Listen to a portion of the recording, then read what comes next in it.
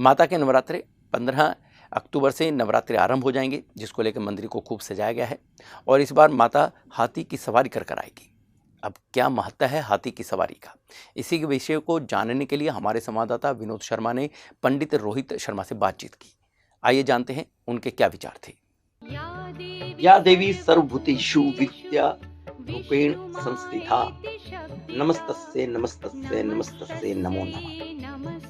जल्दी माता रानी के इस मंत्र का उच्चारण हर देवी मंदिर और ग्रहों में सुनाई देगा। माँ दुर्गा के आगमन में अब बस चंद घंटे ही बाकी रह गए हैं। हर देवी भक्तों को नवरात्रे का इंतजार बेसब्री से रहता है। इस साल 15 अक्टूबर को शारदीय नवरात्रे आरंभ होने जा रहे हैं, जो कि 24 अक्टूबर तक चलेगी। पूरे 9 दिन मां भगवती की अलग अलग स्वरूपों की पूजा की जाती है। इस बार देवी दुर्गा हाथी पर सवार होकर अपने भक्तों से मिलने आएंगी। आपको बता दें कि हर साल नवरात्रि पर माता रानी का वाहन अलग अलग होता है। यह सब हमें बताया चंडीगढ़ के प्रसिद्ध ज्योतिष पंडित रोहित कुमार ने। शारदीय नवरात्रे जो है हिंदुओं का बहुत ही बड़ा ये पर्व है और जो 9 दिनों तक रहता है, बहुत ही लंबा चलने वाला ये पर्व है। और अश्विन मास के शुक्ल पक्ष से आरंभ होकर ये जो है नवरात्रे आरंभ होते हैं। और ये अब की बार जो है इस बार नवरात्रा पर्व जो है 15 अक्टूबर दिन रविवार को आरंभ हो रहा है। नवरात्रे में माता के 9 रूपों की पूजा अर्चना की जाती है और 9 शक्तिपीठ और 52 शक्तिपीठ जो हैं उन पर बहुत ही जोरों से जय जयकार के नारे जो हैं वो गूंजते हैं। अष्टमी जो दुर्गा अष्टमी 23 अक्टूबर दिन रविवार को मनाई जाएगी और रामनवमी जो है जिसको हम महानवमी भी कहते हैं वो 30 अक्टूबर दिन सोमवार को मनाई जाएगी। शारदीय नवरात्रे पर पूरे भारतवर्ष में बड़े ही उत्साह और श्रद्धा से मनाया जाने वाला ये त्यौहार है।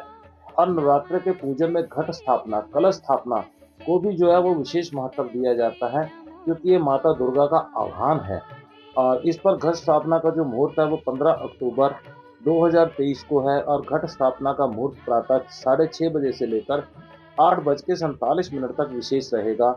और इसके अंदर जो एक मुहूर्त आता है जिसको हम अभिजीत मुहूर्त कहते हैं, वो 11:48 प्रातः से 12:36 तक रहेगा। और ये जो मुहूर्त है अभिजीत मुहूर्त के नाम से भी जाना जाता है। इसमें भी कार्य किए गए जो हैं वो अत्यधिक शुभ माने जाते हैं।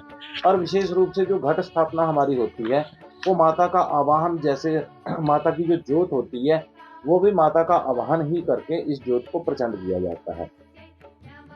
इस बार नवरात्रि पर विशेषकर माता की जो सवारी है वो हाथी की सवारी होगी, जो कि ज्योतिष के सिद्धांत से अत्यधिक इसको शुभ माना जाता है। देवी भागवत पुराण के अनुसार भी माता जी जब भी हाथी पर सवार होकर आते हैं तो धन धान्य की, सुख समृद्धि की वृद्धि होती है। और इस बार विशेष नवरात्रि में किसी भी तिथि का क्षय नहीं होगा और ना ही तिथि का क्षय हो रहा है।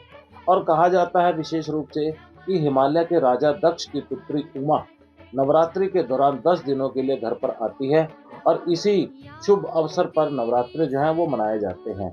और ये पर्व उनके घर पृथ्वी पर आने का जो जश्न के रूप में मनाया जाता है, ये पूरे भारतवर्ष में पूरा धूमधाम से मनाने का प्रचलन है। और नवरात्रि के दिनों में माता के 9 रूपों का जो है वो पूजन करने का विधान है। और प्रथम दिन से मैं बताना चाहूँगा कि प्रथम दिन से 15 अक्टूबर रविवार से प्रथम माँ शैल पुत्री, द्वितीय माँ ब्रह्मचारिणी और तृतीया माँ चंद्रघंटा, चतुर्थ माँ कुष्मांडा और पंचम माँ स्कंद माता और फिर माँ कात्यायनी, माँ कालरात्रि, माँ महागौरी और उसके बाद महानवमी और श्री रामनवमी। और 24 अक्टूबर को विशेष रूप से जो है विजयदशमी भी मनाई जाएगी। जो विजयदशमी है वो सब जग जाहिर बात है कि सत्या की असत्या पर जीत। और घट स्थापना के लिए जो हम विशेष मुहूर्त और अपनी आस्था को प्रमुख रखकर ही हम घट स्थापना और जो दीप है, जो ज्योत है वो प्रज्वलित करें।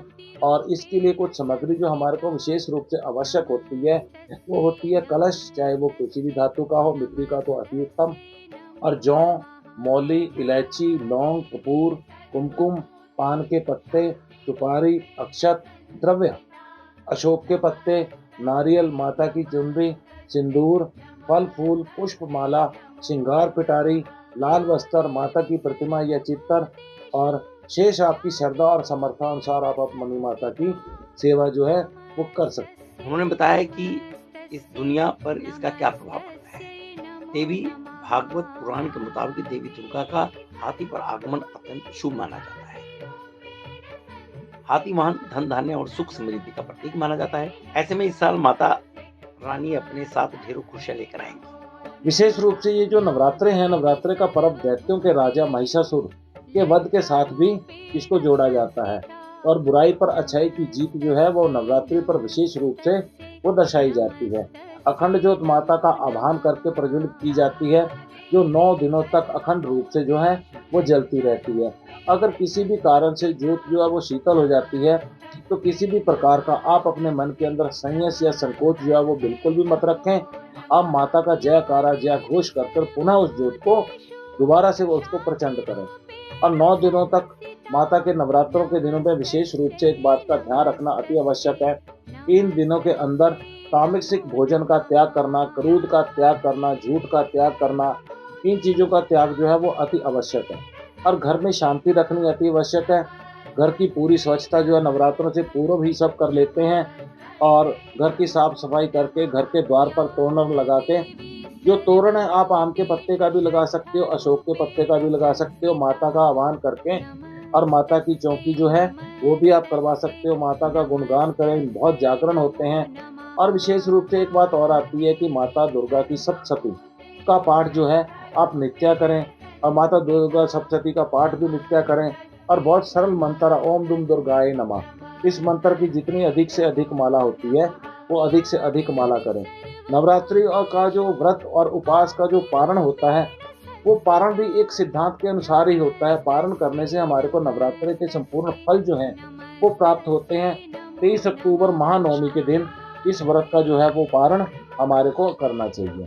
विशेष रूप से जो नवरात्रि की अष्टमी का विशेष महत्व माना जाता है वो इस दिन कन्या पूजन का विधान है। उस दिन जो कन्याएं हैं वो कन्याओं को हम साक्षात देवी रूप मानकर उन कन्याओं की पूजा करते हैं, उनको तिलक लगाते हैं, उनके चरण धोते हैं, इच्छा अनुसार उनको चुनरी और वस्त्र भेंट करते हैं और कन्या का भोजन जो है वो करवाया जाता है। और विशेष रूप से मैं ये कहना चाहूँगा कि इस विधि को करने से जो माता दुर्गा है, माता सती भवानी है, वो अत्यधिक प्रसन्न होती है और माता भगवती की साधना जो है वो सफल और संपन्न होती है और अत्यधिक ये लाभदायक भी मानी जाती है। नवरात्रि के दौरान धर्म स्थान के हमारे जो सनातन धर्म के मंदिर है अत्यधिक धूमधाम से सज जाते हैं।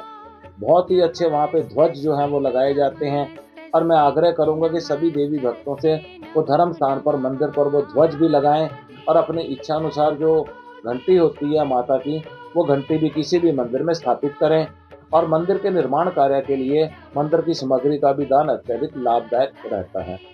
नवरात्रि के दौरान गरीब कन्या के विवाह के लिए धन संग्रह कर रखें और वो बिना बताए गरीब कन्या की शादी में उसकी मदद करें। इससे देवी माता अत्यधिक प्रसन्न होती हैं और किसी कन्या की जो है आर्थिक सहायता भी हो जाती है और मानव का कर्तव्य जीवी वो पालन हो जाता है।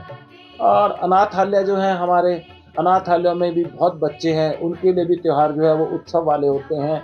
अनाथालय में जाकर बच्चों को में गिफ्ट बांटना, उनको खिलौने बांटना, उनको वस्त्र बांटना भी अत्यधिक ये दान और पुण्य का कार्य है जिससे हमारी माता अत्यधिक प्रसन्न होकर हमें आशीर्वाद प्रदान करते हैं।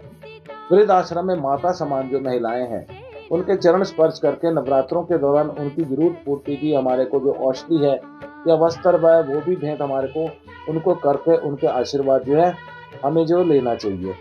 अब मैं एक बात और कहना चाहता हूँ कि नवरात्रि की जो खुशियाँ होती हैं हम साल भर इंतजार करते हैं।